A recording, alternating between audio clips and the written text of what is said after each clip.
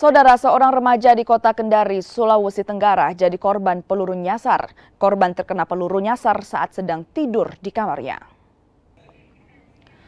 Korban peluru nyasar diketahui berinisial SF dan masih berusia 13 tahun. Remaja tersebut terkena peluru nyasar saat berada di rumahnya di Jalan Kanggoasa, BTN Sarvika Indah, Kelurahan Watulondo, Kecamatan Puwatu, Kota Kendari, Sulawesi Tenggara. Korban alami luka di punggung bagian kiri. Korban pun kini jalani perawatan medis di Rumah Sakit Bayangkara Kendari. Pihak kepolisian Kendari menyebut peluru nyasar tersebut diduga kuat berasal dari anggota Polri yang tengah melakukan pengejaran pelaku tindak kriminalitas. Kapolresta Kendari pun meminta maaf atas peristiwa tersebut dan akan memberikan santunan serta menanggung pengobatan korban peluru nyasar.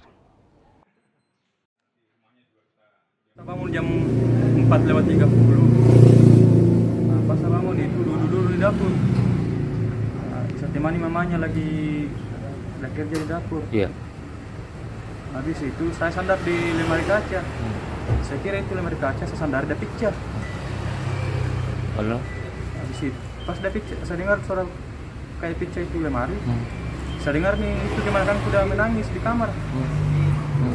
Pas saya lihat bajunya, ternyata ada bekas peluru. Itu tembakan peringatan, kemudian pelaku melarikan diri dan berhasil kami amankan. Untuk kondisi korban saat ini, Bang, apakah sudah dijenguk atau seperti apa? Untuk korban kondisinya alhamdulillah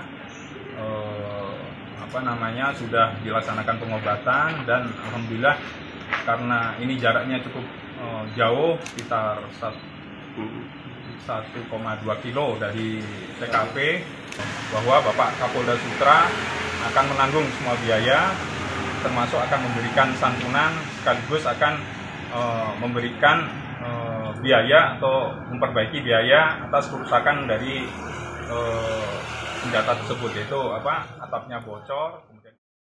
Saudara, Luis Suarez pastikan Inter Miami akan jadi klub terakhirnya di sepak bola profesional. Informasi selengkapnya akan kami hadirkan usai jeda.